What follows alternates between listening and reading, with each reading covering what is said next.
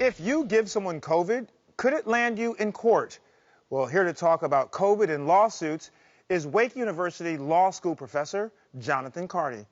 Hey, Jonathan. How are you doing, Doc? Good, man. Good. So, hey, listen, let's jump right to it. If someone actually gives you COVID, can you sue them?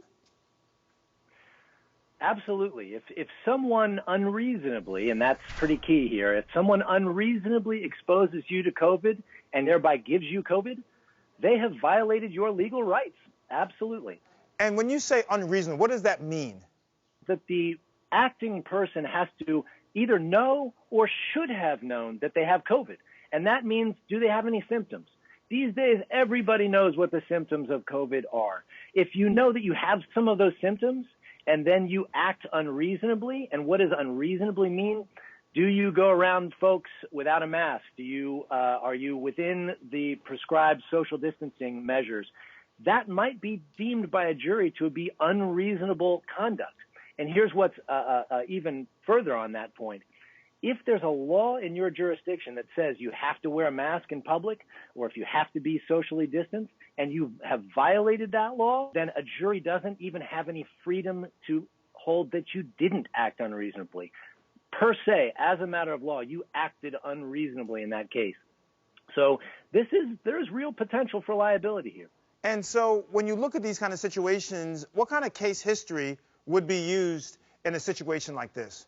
If somebody knows or should know that they are infected with the sexually transmitted infection and they have unprotected sex with somebody, there are many cases holding folks liable in those situations. So that's a pretty closely analogous case to this one. And remember, this comes down to a jury. And so if you have a jury of your peers who doesn't think that COVID's that big of a problem, they might find conduct to be reasonable, whereas other folks who are much more nervous about COVID might find conduct to be unreasonable, and it comes down to a jury. The second problem, and this is probably the more significant problem in these cases, is proving causation, proving that that exposure by that defendant caused your COVID. For many people, this isn't going to be that big of a problem because many of us are being very careful. Many of us are not putting ourselves in situations where we are easily exposed.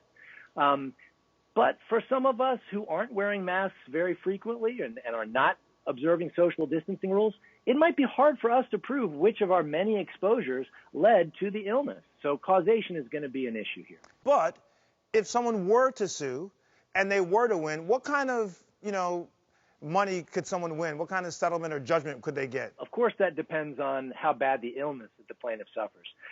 For most people who are infected with COVID, as you've said on this program many times, the symptoms are not that severe. But for many people who get it, the symptoms are severe. They go into a hospital for a month or they die, heaven forbid. And so for those cases, the compensatory damages, that is the damages necessary to compensate the harmed person, can be quite significant. Hospital bills are expensive. And then on top of that, if somebody has recklessly or grossly negligently or intentionally caused your infection, then punitive damages might be available too. And in that case, punitive damages can be, 2, 3, 4 times, maybe even more, what the compensatory damages are. Wow. Well, Professor Jonathan Cardi from Wake Forest Law School, thanks, of course, for always shedding a light. We're not trying to encourage lawsuits, but, we're in a very litigious society and things are kind of a little muck right now. So it's good to know the X's and O's of what to expect and what to do. So thank you so much. It's my pleasure as always, Doc.